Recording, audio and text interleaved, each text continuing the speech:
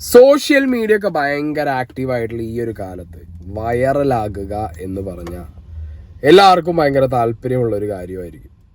പക്ഷെ വൈറലാകുന്നതിൻ്റെ ഒപ്പം നമ്മുടെ ലൈഫിലേക്ക് വരുന്ന കുറേ റെസ്പോൺസിബിലിറ്റി ഉണ്ട്. വൈറലാവുന്നതിനോടൊപ്പം നമ്മുടെ ജീവിതത്തിലേക്ക് വരുന്ന എക്സ്ട്രാ കണ്ണുകളുണ്ട്. അത് ക്യാമറ കണ്ണുകളാണ്, സോഷ്യൽ മീഡിയയിലെ ബാക്കിയുള്ളവരുടെ കണ്ണുകളാണ്. അങ്ങനെ വൈറലായി കഴിഞ്ഞു കഴിഞ്ഞാൽ വരുന്ന റെസ്പോൺസിബിലിറ്റി മെയിൻറ്റെയിൻ ചെയ്യണമെന്നുണ്ടെങ്കിൽ അത് നമ്മൾ തന്നെ പ്രോപ്പറായിട്ട് അത് ടേക്ക് കെയർ ചെയ്യണം. ഓക്കെ, ആക്സിഡൻ്റലി വൈറലാകുന്ന സിറ്റുവേഷൻസ് ഉണ്ട്, കരുതി കൂട്ടി വന്ന് വൈറലാകുന്ന സിറ്റുവേഷൻസ് ഉണ്ട്. ആക്സിഡൻ്റലി വൈറലാവാനൊക്കെ ഇപ്പോൾ ചാൻസ് ഭയങ്കര കൂടുതലാണ്. കാരണം ക്യാമറ മൊബൈലിലുണ്ട്, വീടുകളിൽ CCTV ഉണ്ട്, റോഡിൽ ക്യാമറ ഉണ്ട്, എവിടെ നോക്കിയാലും ക്യാമറകളാണ്. ഈ ക്യാമറയ്ക്കകത്ത് സോഷ്യൽ മീഡിയയിൽ ഒരു വീഡിയോ വന്നാൽ അതിലൊരു വൈറാലിറ്റി എലമെൻ്റ് ഉള്ള ഒരു സാധനമാണെന്നുണ്ടെങ്കിൽ നമ്മൾ പോലും അറിയാതെ നമ്മൾ അധോലോകമാവും എന്ന് പറഞ്ഞ പോലെ നമ്മൾ പോലും അറിയാതെ നമ്മൾ വൈറലാകും. ആയിക്കഴിഞ്ഞാൽ പിന്നെ നമ്മളെ ചുറ്റും നമ്മളെ പിന്നാലെ വരാൻ സോഷ്യൽ മീഡിയ ഉണ്ട്, ന്യൂസ് ചാനലുകളുണ്ട്. സോ അതിപ്പോൾ ഇന്നവിറ്റബിളാണ്. ആർക്കും അങ്ങനെ എന്താ പറയുക, എപ്പോഴും ആർക്കും വൈറലാവുക എന്നുള്ളൊരു സിറ്റുവേഷനാണ് ഇവിടെ. പക്ഷെ വൈറലാവാൻ വേണ്ടി തുനിഞ്ഞ് നടക്കുന്നവരെ നമുക്ക് പെട്ടെന്ന് കണ്ടാൽ മനസ്സിലാവുകയും ചെയ്യും. അപ്പോൾ എന്താണെങ്കിലും വൈറലായി ജീവിതമില്ലാതായ ഒരു വ്യക്തി, ആ വ്യക്തിയുടെ കുടുംബം, അതാണ് ഞാൻ പറയുന്നത്. രാവിലെ ചിലപ്പോൾ നിങ്ങളൊക്കെ ന്യൂസ് അറിഞ്ഞു കാണും, ന്യൂസ് അറിയാത്തവരും ഉണ്ടാവും ഒരുപാട് പേര്. ഞാനിവിടെ ഒരു ഫോട്ടോ വയ്ക്കാം. ഈ ഫോട്ടോയിൽ കാണുന്ന ഒരാൾ എന്താണെങ്കിലും നിങ്ങൾക്കറിയാം, ബാബു, മല കയറിയ ബാബു. ബാബുവിൻ്റെ ഉമ്മയും അനിയനുമാണ് ഒപ്പമുള്ളത്. അവരിപ്പോൾ ഇല്ല, അവർ മരിച്ചു. ഓക്കെ, ബാബുവിൻ്റെ കുടുംബം ട്രെയിൻ തട്ടി മരിച്ച നിലയിൽ. ഉമ്മയും മരിച്ചു, അനിയനും മരിച്ചു. ഇന്ന് രാവിലെ തന്നെ ഞാൻ കേട്ട ന്യൂസാണ്. ഞാൻ ആ ഷോക്കായി, അതെന്ത് പറ്റി എന്നുള്ളത്. അന്ന് ബാബു ആ മലയിൽ അല്ലെങ്കിൽ കുറുമ്പാച്ചി മലയിൽ കുടുങ്ങിയ സമയത്ത് മാധ്യമങ്ങളിലൂടെ ഏറെ സുപരിചിതയായ ഒരു മുഖമായിരുന്നു ഈ ബാബുവിൻ്റെ അമ്മയായിട്ടുള്ള റഷീദയുടേത്. ഒരുപാട് മാധ്യമങ്ങളിലൂടെ നമ്മൾ ബാബുവിനെ ആ ഒരു രക്ഷാപ്രവർത്തനത്തിന് ശേഷം ബാബുവിനെ താഴേക്ക് ഇറക്കിയപ്പോൾ വലിയ രീതിയിൽ സന്തോഷമുള്ള ആ ഒരു മുഖമെല്ലാം നമ്മൾ കണ്ടിരുന്നു. പക്ഷെ പിന്നീട് പല രീതിയിലുള്ള കുടുംബ പ്രശ്നങ്ങളെ തുടർന്ന് ആണ് നമ്മൾ അവരുടെ ആ മുഖങ്ങൾ പിന്നീട് കണ്ടത്. ഏതായാലും കുടുംബ പ്രശ്നത്തെ തുടർന്നാണ് ഇത്തരത്തിലൊരു സംഭവം ഉണ്ടായത് എന്നാണ് പോലീസിൽ നിന്ന് ലഭിച്ചിട്ടുള്ള വിവരം. ഇന്നലെ രാത്രിയാണ് ഈ ബാബുവിൻ്റെ അമ്മയായിട്ടുള്ള റഷീദയെയും അതുപോലെ തന്നെ ഇളയ സഹോദരനായ ഷാജിയെയും ഈ റെയിൽവേ ട്രാക്കിന് അരികിൽ മരിച്ച നിലയിൽ കണ്ടെത്തിയത്. ഒരു പക്ഷേ ആത്മഹത്യ ആയിരിക്കാം എന്നാണ് പോലീസ് പറയുന്നത്.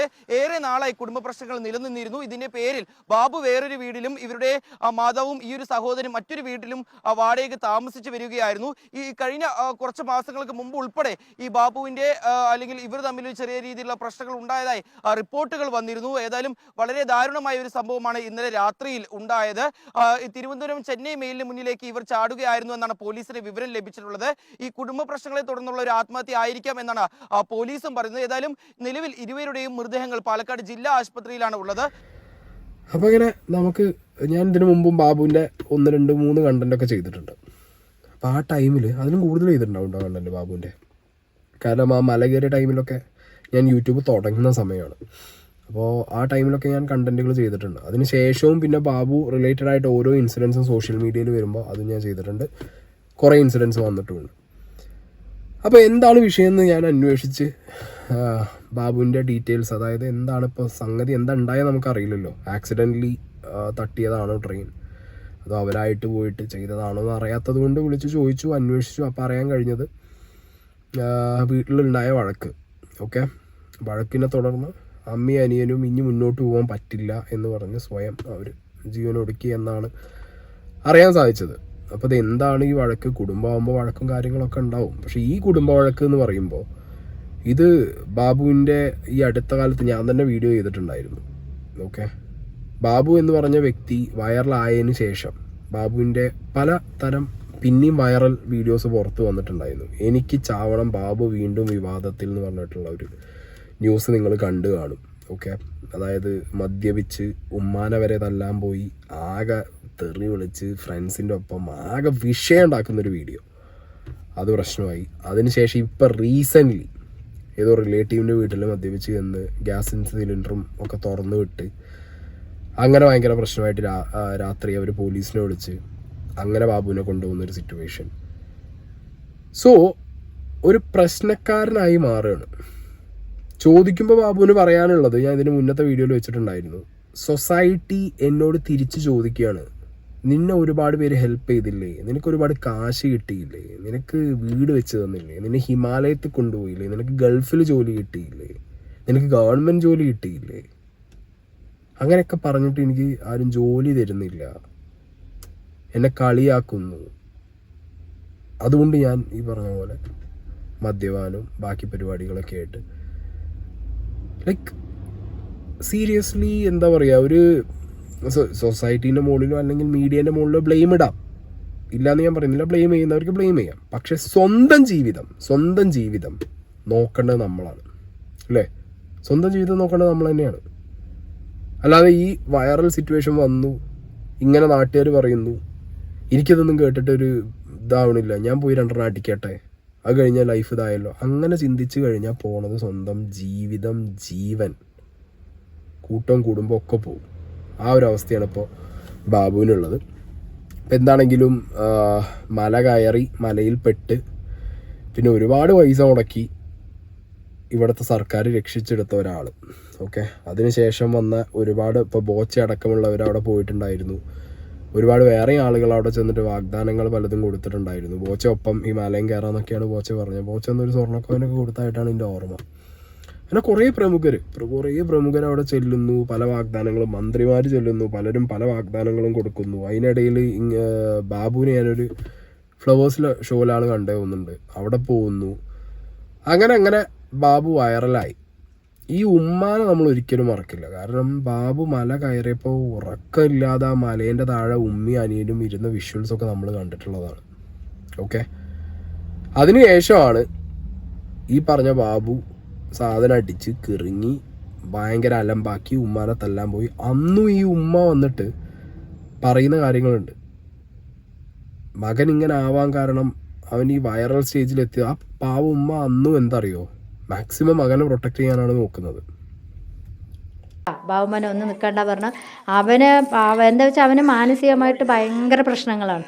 ഇത് പുറത്തിറങ്ങിക്കഴിഞ്ഞാൽ നീ ചാനലിൽ പോയി, 2 ചാനലിൽ പോയി, നിനക്ക് എത്ര കോടികൾ കിട്ടിയോ, ലക്ഷങ്ങൾ കിട്ടിയോ, നിനക്ക് സ്ഥലം തരാൻ പറഞ്ഞു, നിനക്ക് വീട് തരാൻ പറഞ്ഞു, അത് കിട്ടിയോ, നീ ഇങ്ങനെ സെലിബ്രിറ്റി ആയിട്ട് നടക്കുകയല്ലേ, നിനക്ക് എന്ത് കിട്ടി, എന്താണ് ഇവന് ഒരുപാട് പ്രശ്നം ഇവൻ ഫെബ്രുവരി തൊട്ട് അനുഭവിച്ചുകൊണ്ടിരിക്കുകയാണ്. നിങ്ങൾക്ക് സ്ഥലം കിട്ടിയോ, നിങ്ങൾക്ക് വീട് കിട്ടിയോ, നിങ്ങൾക്ക് ലക്ഷങ്ങൾ കിട്ടിയാലോ, 2 ലക്ഷം രൂപ കിട്ടിയാലോ, എന്ത് ചെയ്തു?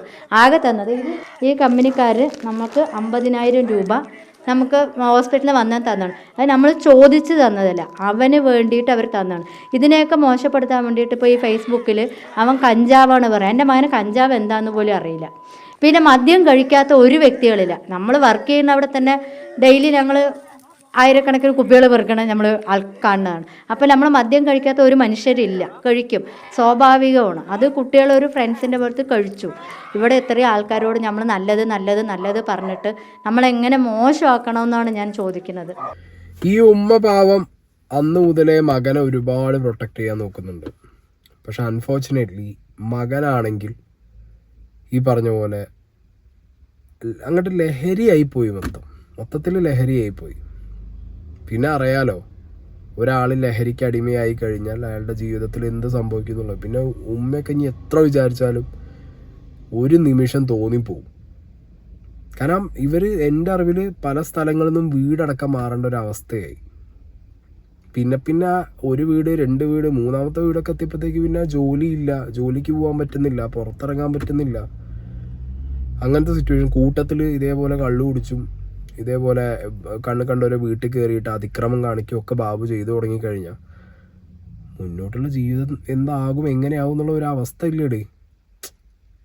ഓക്കെ, ഇതിലിപ്പോൾ ഞാൻ പറഞ്ഞല്ലോ, വൈറലായതിനെയോ മീഡിയാസിനെയോ കുറ്റം പറഞ്ഞ് ഞാൻ മദ്യപിച്ച് ഞാൻ എൻ്റെ ജീവിതം കളയട്ടെ എന്ന് പറഞ്ഞ് നടന്നാൽ അത് അവിടെ ബാബുവിനെ ന്യായീകരിക്കാൻ പറ്റില്ല. ഞാൻ കഴിഞ്ഞ വീഡിയോയിൽ ലാസ്റ്റ് കൃത്യമായി പറഞ്ഞിട്ടുണ്ട്, നമ്മളെ ജീവിതം എങ്ങനെ തീരുമാനിക്കേണ്ട നമ്മളാണ്. അതും വൈറലായി കഴിഞ്ഞു കഴിഞ്ഞാൽ ഒരു വട്ടം ഇപ്പോൾ മദ്യപിച്ചു, ഇങ്ങനൊരു വീഡിയോ പുറത്തു വന്നു, അപ്പോൾ ചിലപ്പോൾ പറയാം ഒപ്പമുള്ളവർക്ക് ചിലപ്പോൾ ഇങ്ങനെ വൈറലായതുകൊണ്ടുള്ളൊരു എന്താ പറയുക ഒരു സംഗതി വരുമല്ലോ, ഒരു ഈഗോ വരുമല്ലോ. ഇപ്പം വലിയ ആളെന്ന് അവനൊന്ന് മാനം കെടുത്താന്ന് പറഞ്ഞാൽ ഒപ്പമുള്ളവർ വീഡിയോ എടുത്ത് പുറത്തിട്ടതാണ് എന്നുള്ള അതൊക്കെ നമ്മൾ സ്വയം വിചാരിക്കണം. അപ്പോൾ ആ പ്രശ്നം കഴിഞ്ഞു, പിന്നെയും കണ്ടിന്യൂസ് ഒരു പ്രശ്നക്കാരനായി മാറുകയാണ്. അതൊക്കെ ഒളിച്ചോട്ടാണ്, ജീവിതത്തിൽ നിന്ന് ഒളിച്ചോട്ടാണ്. അതായത് ജീവിതത്തിൽ ഇനിയിപ്പോൾ ഇന്നെന്തായാലും ഇങ്ങനെ ആക്കി, എന്നാൽ ഞാൻ കള്ളും കുടിച്ച് അങ്ങനെ നടക്കട്ടെ. വൈറലായി, ഇന്ന സൊസൈറ്റി എല്ലാവരും കൂടി എടുത്ത് പൊക്കി, അതേ സൊസൈറ്റി ഇന്നെടുത്തിട്ട് താത്തിന്നുണ്ടെന്നുണ്ടെങ്കിൽ കയ്യിലിരിപ്പാണ്. അത്രേ പറയാനുള്ളൂ. നമ്മൾ എക്സ്ട്രാ കെയർ ആവണം, നമ്മൾ എക്സ്ട്രാ ചിന്തിക്കണം വൈറലായി കഴിഞ്ഞ് കഴിഞ്ഞാൽ. കാരണം പണ്ട് നമ്മളെ വീട്ടുകാരും ഫ്രണ്ട്സും മാത്രം നോക്കിയിരുന്ന നമ്മളെ വൈഡ് ആംഗിളിൽ ലോകം മൊത്തം നോക്കാൻ തുടങ്ങിക്കഴിഞ്ഞാൽ, തിരിച്ചറിയാൻ തുടങ്ങിക്കഴിഞ്ഞ് കഴിഞ്ഞാൽ പഴയ പോലെ നടന്നിട്ട് കാര്യമുണ്ടോ? ഇല്ല. ഇതിനിടയിൽ ഞാനിപ്പോൾ അതൊന്നും വെക്കുന്നില്ല. വീട് കയറി 2 മാസം മുമ്പാണ് ആ വീഡിയോ, നിങ്ങൾക്ക് എൻ്റെ ചാനലിൽ അടിച്ചു നോക്കി അറിയാം. ബാബു കയറി കച്ചറ ഉണ്ടാക്കിയതിന് ബാബുവിനെ പോലീസ് പിടിച്ചുകൊണ്ടുപോകുന്ന വിഷ്വൽസൊക്കെ ഉണ്ടായിരുന്നു. ഇതിനിടയിൽ ബാബുവിനെ ഒന്ന് പറയുന്നുണ്ട്, വൈറലായതിനു ശേഷം സൊസൈറ്റി എന്നോട് അങ്ങനെ പറഞ്ഞു ഇങ്ങനെ പറഞ്ഞു എന്നുള്ളത്. അതൊന്നുകൂടി ഞാൻ അവിടെ വെക്കാം. ഏതെങ്കിലും ടെലിവിഷൻ ചാനലുകളുമായിട്ട് അഭിമുഖമോ അല്ലെങ്കിൽ പിന്നീട് ഏതെങ്കിലും തരത്തിലുള്ള പ്രോഗ്രാമുകളിൽ പങ്കെടുക്കുകയോ മറ്റോ ഉണ്ടായിട്ടുണ്ടോ? ഫ്ലവേഴ്സിൽ സ്റ്റാർ മാജിക്കിൽ പോയിട്ടുണ്ടായിരുന്നു. പിന്നെ മഴവിൽ മനോരമയിൽ ഒരു ചിരി ഇരുചിരി ബമ്പർ ചിരിയിൽ പോയിട്ടുണ്ടായിരുന്നു. ഈ 2 ഷോയിൽ പോയിട്ടുണ്ടായിരുന്നു അങ്ങോട്ട്. അതൊക്കെ കഴിഞ്ഞ് വന്നപ്പോൾ എന്തായിരുന്നു ഒരു അനുഭവം? അനുഭവം പറഞ്ഞു കഴിഞ്ഞാൽ, നമുക്ക് ആ ചാനലിൽ പോയപ്പോൾ എല്ലാവരുടെയും പ്രതീക്ഷ എല്ലാം സെലിബ്രിറ്റി പോലെ പോയപ്പോൾ കൂടുതൽ തുകകൾ കിട്ടും, അങ്ങനെയൊക്കെയായിരുന്നു ജനങ്ങളുടെ എല്ലാവരുടെയും മനസ്സിലാവും. എനിക്ക് അത്ര കിട്ടി, നാട്ടുകാരായാലും എനിക്ക് അത് കിട്ടി ഇത് കിട്ടിയെന്ന്. നമ്മൾ പോയത് നമ്മുടെ സത്യാവസ്ഥ തുറന്നു പറയാനാണ്. നമുക്ക് പോയതിന് ആ തുകയൊന്നും കിട്ടില്ല. നമ്മൾ പോകുന്നത് അത് എന്താ വണ്ടിക്കുള്ള കൂലിയായാലും എന്ത് കാര്യങ്ങളായാലും അവർ നമുക്ക് നൽകുന്നതായിരുന്നു.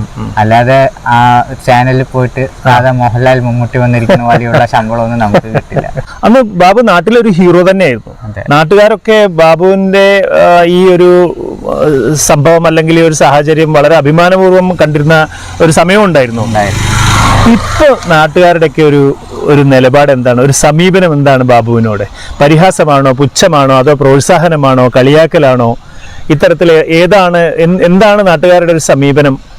നാട്ടുകാരുടെ സമീപനം എന്താണെന്ന് ഇപ്പോൾ ശരിക്കും യഥാർത്ഥം എന്താണെന്ന് തിരിച്ചറിയാത്ത ഒരു സമയത്ത് നമ്മൾ സാധാരണ രീതിയിൽ വെളിയിലേക്ക് ഇറങ്ങുന്നുണ്ട്.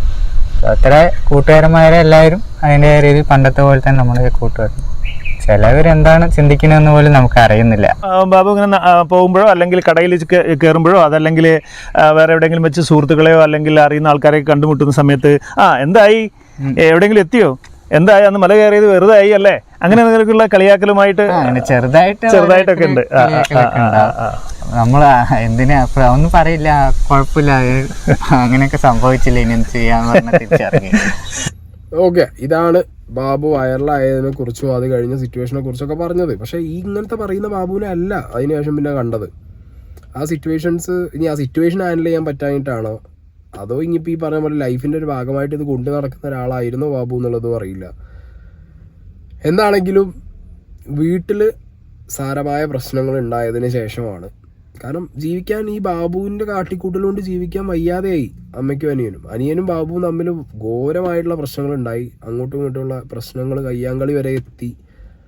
ഒട്ടും പിടിച്ചു നിൽക്കാൻ പറ്റില്ല എന്നുള്ള അവസ്ഥ വന്നപ്പോഴാണ് അമ്മയും അനിയനും കൂടി ആ ഒരു പ്രവൃത്തി ചെയ്തത്. ഓക്കെ, ഈവൻ അമ്മയും അനിയനും പോയി എന്നുള്ളത് വരെ ബാബുവിന് രാവിലെ വരെ അറിയില്ലായിരുന്നു. നീച്ച് കഴിഞ്ഞിട്ട് ഉമ്മാനെ തപ്പി നടന്നു എന്നൊക്കെയാണ് പറയുന്നത്.